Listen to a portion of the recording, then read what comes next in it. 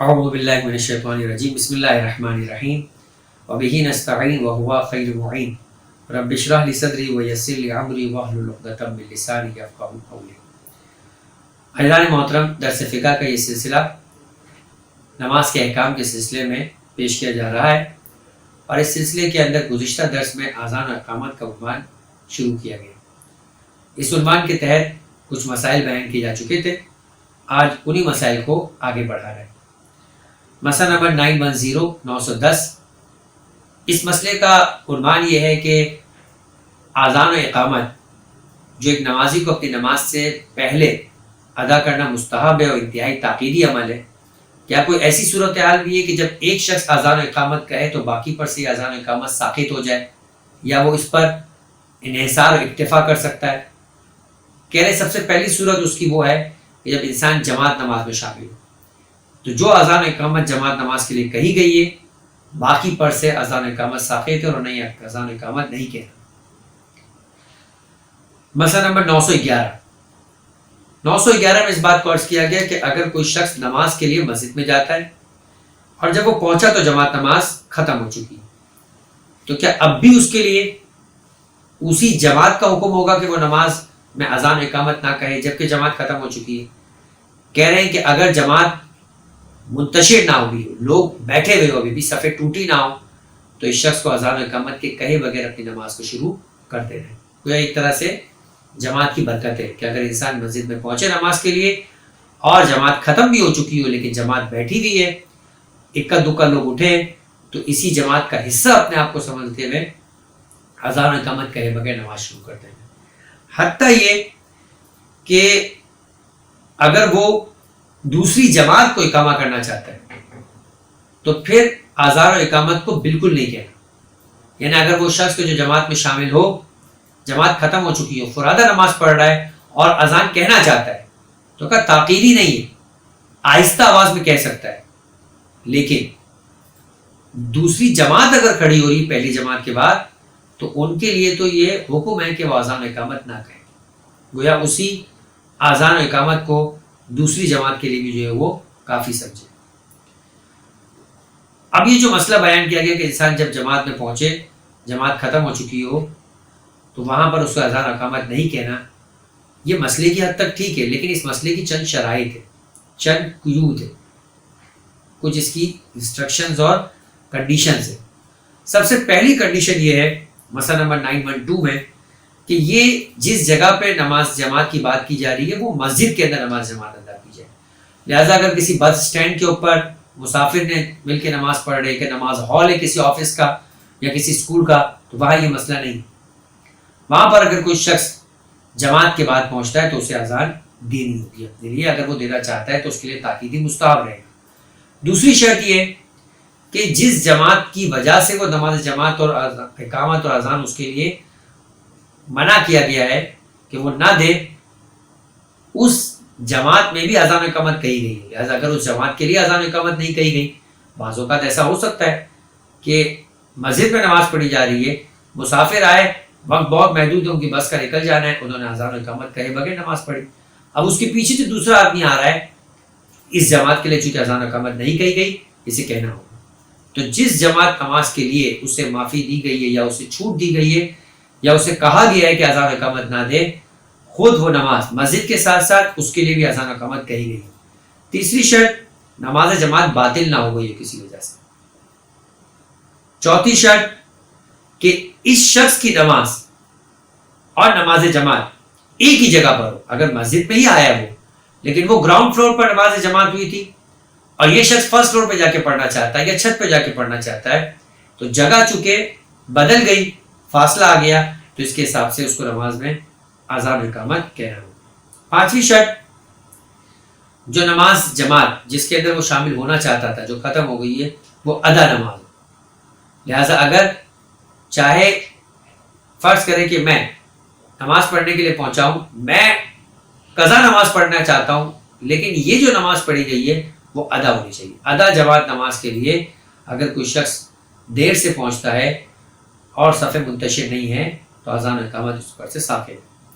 چھٹی و آخری شرط یہ کہ جس نماز کو آپ जमात नमाज पढ़ने के लिए पहुंचे हो, आपकी नमाज और वो नमाज दोनों मुश्तरक वक्त की नमाज हो। मुश्तरक वक्त की नमाज कौन सी है? ज़ोहर, असर और मगरिब और इशा। तो या तो आप ज़ोहर पढ़ने पहुंचे हो या असर पढ़ने पहुंचे हो, या वो ज़ोहर या असर में से कोई एक, तो फिर ये सहूलत दी है शरीयत ने कि आपके लिए अब बगैर अजान और इकामत के उस जमात नमाज की कंटिन्यूशन में अपनी नमाज को पढ़नी। उस शख्स की नमाज और नमाज जमात का वक्त मुश्तरक हो। मसलन दोनों नमाजें ज़ोहर पढ़ने के लिए, यानी वो जमात भी ज़ोहर की चल रही थी, ये भी ज़ोहर पढ़ने आया, लेकिन जमात खत्म हो गई, या दोनों नमाजें असर हो, या नमाज ज़ोहर जमात से पढ़ी जा रही हो, आप नमाज असर पढ़ने पहुंचे हो, या मैं नमाज ज़ोहर पढ़ना चाह रहा हूँ और वो जमात जो है वो असर की थी, वो ख़त्म हो गई हो। अगर जमात की नमाज असर के आखिरी वक्त में पढ़ी गई कि जिसके बाद गोया अब नमाज कज़ा हो जाएगी, गुरूब आफ्ताब से इतनी देर पहले कि जिसमें नमाज पढ़ना उसका वो उस नमाज का खास वक्त है कि इसके बाद फिर नमाज कज़ा हो जाएगी, आप पहुंचे सफ़े मुंतशिरी में मगरिब की नमाज पढ़ने के लिए, तो क्या वो असर की नमाज जिसमें सफ़े बैठी हुई है, इमाम जमात भी बैठे रहे, क्या आप अपनी मगरिब की नमाज बगैर अज़ान और इकामत के पढ़ सकते हैं? कहा नहीं, क्योंकि मुश्तरक वक्त नहीं। मसला नंबर 913 के अंदर ये मसला बयान किया जा रहा है कि आपने ये तीसरा मसला कंटिन्यूशन में पहले ये कहा कि अगर कहीं नमाज जमात पढ़ी जा रही है, आप नमाज पढ़ने के लिए पहुंचे, जमात ख़त्म हो गई, आप अज़ान और इकामत के बगैर नमाज पढ़ें। 6 शराइत उसकी बयान हो गई कि वो मस्जिद में हो, नमाज जमात बातिल ना हो, मुश्तरक नमाज हो, इसी तरीके से अज़ान और इकामत उस जमात के लिए कही गई हो, वो नमाज जिसे पढ़ा गया है वो जो है वो उसी जगह पर हो कि जहाँ पर जो है वो नमाज जमात का इकामा है। ऐसा ना हो कि आप नमाज मस्जिद में पढ़ी गई, आप सहन में पढ़ रहे हो या आप छत पे पढ़ रहे हो। अब इन शराइत में से किसी शर्त के बारे में शक हो जाता है कि आया ये शर्त है या नहीं। शर्त अगर नहीं है तो फिर आपके लिए जो कोई एक शर्त भी नहीं है तो आपको अपनी नमाज के लिए अज़ान और इकामत देना मुस्तहब हो जाएगा, ताकीदी अमल बाकी रहेगा। लेकिन अगर एक भी नहीं है तो ये होगा। लेकिन किसी एक शर्त के बारे में शक हो जाए तो कह रहे तीसरी शर्त जो है अगर उसमें शक हो जाए तो आपको परवाह नहीं करनी। तीसरी शर्त क्या थी? कि नमाज जमात बातिल ना।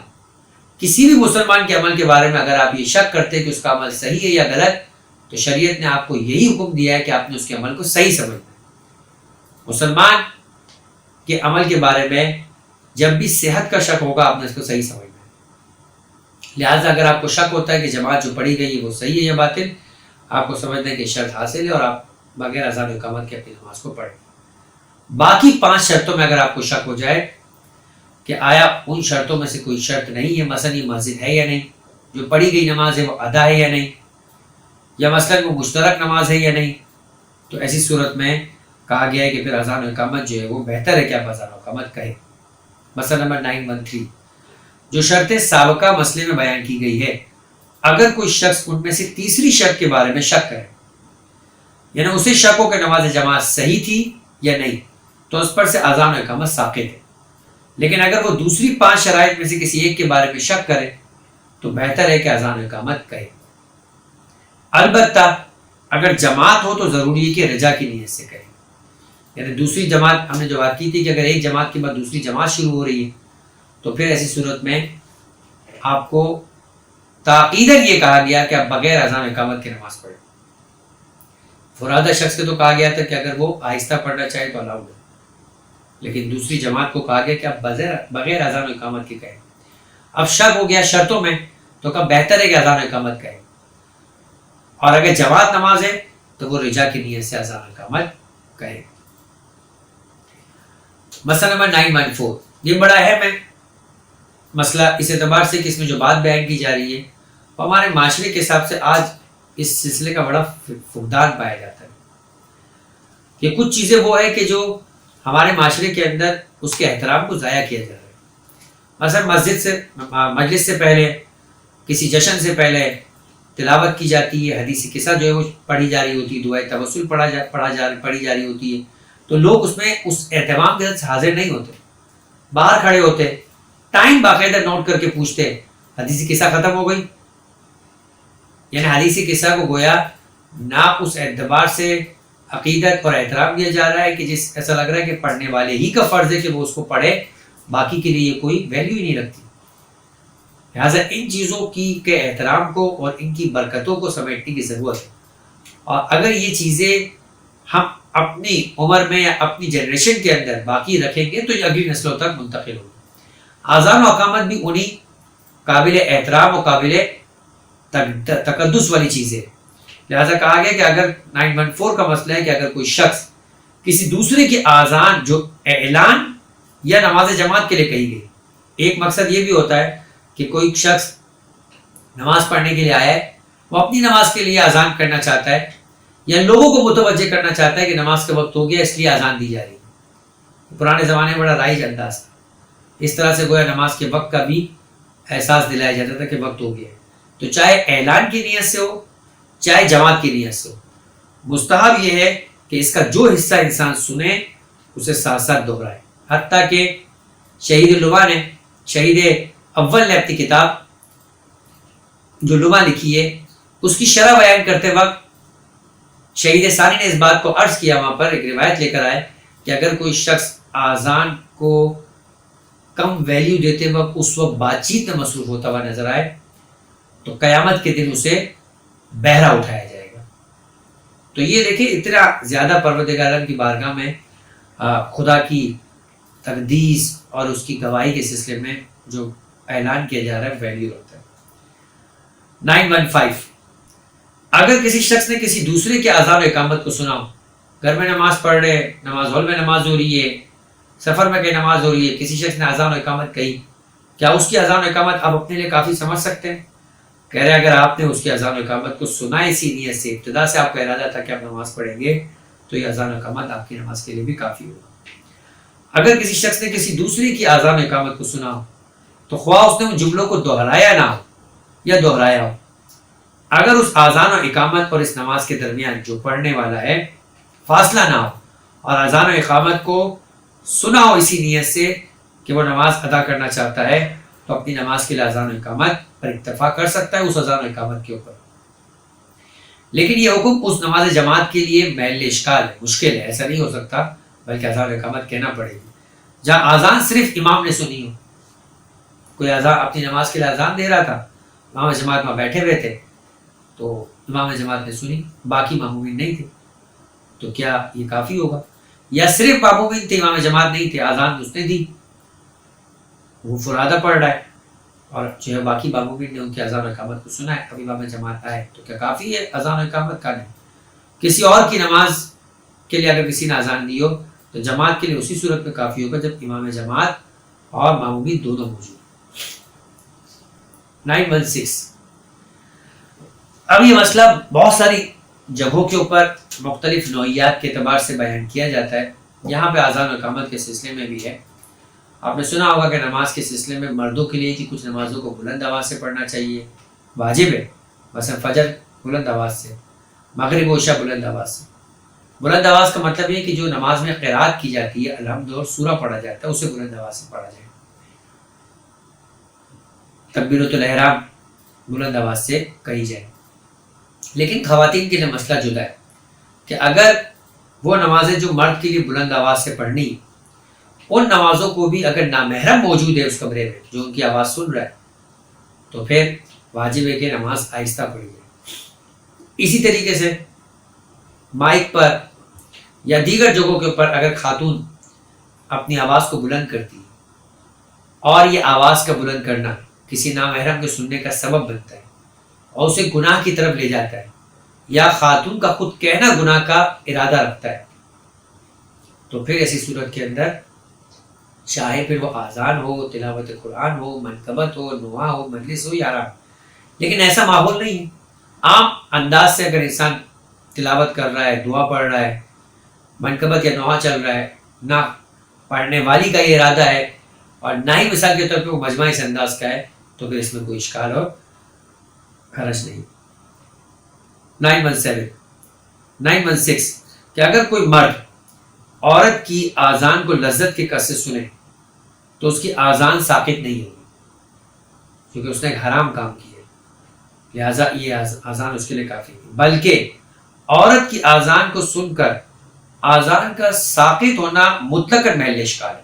اچھا، یہاں یہ نہیں کہا کہ عورت محرم ہو یا نامحرم، گھر میں والدہ اگر اذان دے رہی ہے تو بیٹے کے لیے اذان کافی نہیں ہو. ہاں اگر بیٹا اذان دے تو والدہ کے لیے کافی ہو جائے. 917 ضروری کہ نماز جماعت کی اذان اور اقامت مرد کہے.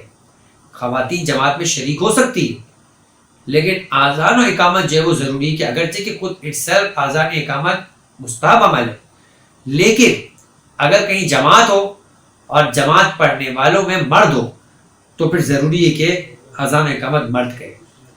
البتہ لیکن عورتوں کی نماز جماعت میں اگر عورت اذان و اقامت کہہ دے تو کافی ہے. ایسی جماعت میں عورت کے اذان و اقامت پر اکتفا کرنا جس کے مرد عورت کے محرم ہو اہل اشکال یعنی تو بھی کافی نہیں. گھر میں نماز پڑھ رہے, باپ نماز پڑھا رہا ہے, بیٹے بھی نماز پڑھ رہے, بیٹیاں بھی نماز پڑھ رہی. اگر بیٹی اذان یا اقامت دے دے کہہ رہے کہ یہ بھی صحیح نہیں. محرم ہونے کے باوجود بھی مرد کو جو ہے وہ اذان اور اقامت جو ہے وہ دینی چاہیے. 918 بڑا اہم مسئلہ ہے. اذان اور اقامت اس سے مستحب ہے. اگر کوئی شخص اذان دے, اذان و اقامت میں فاصلہ بھی ہو سکتا ہے اور اس وقت باوضو نہ ہو تو کیا اذان دینے کے لیے باوضو ہونا بھی ایک شرط ہے یا کوئی الگ سے کنڈیشن ہے کہ مستحب ہونے کے حساب سے کہ مستحب ہے کہ جو ہے وہ اشارہ باوضو ہو کر اذان دے, یا اگر بغیر وضو کے بھی اذان دیتا ہے تو کافی. کہہ رہے ضروری ہے کہ اقامت اذان کے بعد کہی جائے. سب سے پہلی چیز تو یہ ترتیب کا خیال ہونا چاہیے کہ پہلے اذان ہو پھر اقامت. اس کے علاوہ اقامت میں معتبر ہے کہ کھڑے ہو کر اقامت دے, یعنی اگر اذان بیٹھ کر دے تو پھر بھی ایکسیپٹیبل ہے مگر اقامت جو ہے وہ بیٹھ کر کافی نہیں. اور حدث سے پاک ہو کر وضو یا غسل تیمم جو بھی انسان کی ذمہ داری ہے کہی جائے. اقامت میں یہ شرط ہے کہ کھڑے ہو کر بھی ہو اور باوضو ہو کر. اذان اگر بغیر وضو کی دی جائے تو پھر بھی ایکسیپٹیبل ہے. 919 اگر کچھ اذان اور اقامت کے جملے بغیر ترتیب کے کہے, مثلا حیا علی الفلاح, حیا علی خیر العمل کے بعد کہے, پہلے کہ حیا علی الصلاح پھر کہ حیا علی خیر العمل پھر کہ حیا علی الفلاح, تو کیا ترتیب بدلی جا سکتی ہے؟ اگر کوئی شخص اذان و اقامت کے جملے بغیر ترتیب کے کہے, مثلا حیا علی الفلاح کا جملہ حیا علی الصلاح سے پہلے کہہ دے تو ضروری کہ جہاں سے ترتیب بگڑی ہو وہاں سے دوبارہ کہے, پیچھے جائے, ترتیب کو صحیح کر کے اپنی نماز کو آگے بڑھائے. مسئلہ نمبر 920 ضروری ہے کہ اذان و اقامت کے درمیان فاصلہ نہ ہو. اذان و اقامت کے درمیان فاصلہ نہ ہو. ایک تو یہ تھا کہ اذان کے جملوں کے درمیان فاصلہ نہ ہو, اقامت کے جملے کے درمیان فاصلہ نہ ہو. اب بات ہو رہی ہے کہ اذان و اقامت کے درمیان فاصلہ نہ ہو. اگر ان کے درمیان اتنا فاصلہ ہو کہ جو اذان کہی گئی ہے اسے اقامت کی اذان نہ شمار کیا جائے. عام طور پر مسجدوں میں فاصلہ تو ہوتا ہے, مغرب کے لیے اذان دی جاتی ہے یا عام طور پہ ظہر میں ہوتا ہے کہ اذان دی جاتی ہے, 5-7 منٹ کے بعد اقامت دی جاتی ہے. کہہ رہے فاصلہ اتنا زیادہ ہو جائے, 15 منٹ 20 منٹ کا فاصلہ ہو جائے کہ اب کہا جائے کہ یہ اقامت اس اذان کا حصہ ہی نہیں ہے, وہ تو گویا ایک اعلان والی اذان تھی. تو کہہ رہے پھر اذان باطل ہے. آپ اذان نہ دے الگ معاملہ ہے لیکن یہ اذان جو ہے وہ نماز کا مقدمہ نہیں کہلائے گی. اس کے علاوہ اگر اذان و اقامت کے اور نماز کے درمیان فاصلہ ہو جائے, یعنی اذان و اقامت کہی گئی اور پھر آپ وضو کرنے کے لیے چلے گئے, دروازہ پہ کوئی آیا تو اس سے بات کرنے کے لیے چلے گئے, آپ موبائل پہ بات کرنے کے لیے چلے گئے, کا اتنا فاصلہ ہو جائے کہ اذان و اقامت اس نماز کی اذان و اقامت شمار نہ ہو. اب یہ کہا جائے کہ فاصلہ بہت زیادہ ہے, ہو سکتا ہے وضو کرنے کے اندر بہت معمولی وقت لگے, لیکن اگر کوئی دروازے پر آ جائے صرف اسے اتنا کہا جائے کہ نہیں والد صاحب گھر پہ نہیں ہے تو بھی کافی. لیکن اگر ایک لمبی گفتگو شروع ہو جائے, فون پر ایک لمبا انسان جو ہے وہ بات چیت کرنا شروع ہو جائے تو ایسی صورت میں اذان و اقامت دونوں جو ہے وہ باطل ہو جائے.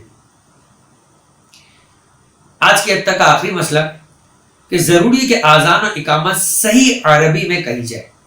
اردو کی اذان و اقامت کافی نہیں ہو. اب وہ چاہے عربی اردو انداز سے پڑھی جائے یا ترجمہ اذان و اقامت کا کہا جائے, صحیح عربی کے اندر اذان اور اقامت کے الفاظ کا ادا کرنا ضروری ہے. جو تجوید اور جو اعراب کا جو لازمی خیال ہے وہ رکھنا پڑے گا. لہٰذا اگر کوئی شخص انہیں غلط عربی میں کہے یا ایک حرف کی جگہ کوئی دوسرا حرف آ جائے یا مثلا ان کا ترجمہ اردو زبان میں کہے تو صحیح. بعض اوقات بہت سارے افراد ہیں جن کو شوق ہوتا ہے مجلس کی ابتدا میں مثلا جشن کی ابتدا میں حدیث قصہ پڑھنی ہے، زیارت پڑھنی ہے، آذان دینی ہے، اقامت دینی ہے. شوق اپنی جگہ پر بالکل ویلڈ شوق ہے، ہونا چاہیے. اس سلسلے میں بچوں کو بھی جوانوں کو بھی آگے بڑھانا چاہیے. لیکن اس شوق سے پہلے جو صحیح ہے کہ گویا یہ ایک مسلمان کا چہرہ ہے اور چہرے ہی سے انسان کا لحاظ و خیال اور احترام ہوتا ہے. لہٰذا ان چیزوں میں خاص خیال رکھیں. جو پڑھنا چاہتا ہے، تلاوت کرنا چاہتا ہے، جو اقامت کہنا چاہتا ہے، جو اذان کہنا چاہتا ہے، جو حدیث قصہ پڑھنا چاہتا ہے، وہ صحیح عربی میں ان چیزوں کو پڑھنا سیکھے. اس کا امپیکٹ باقی اقوام پر بھی ہوتا ہے، باقی فرقوں پر بھی ہوتا ہے کہ یہ کس طرح کی مہذب اور کس طرح کا خیال رکھنے والی قوم ہے کہ جن چیزوں کے بارے میں حساس ہے. کیونکہ یہ ایک طرح سے ہماری محفلوں کا، ہمارے معاشرے کا چہرہ ہے اور یہ وہ سمبل ہے کہ جس کے ذریعے سے ہماری قوم پہچانی جاتی ہے. وما علینا الا البلاغ.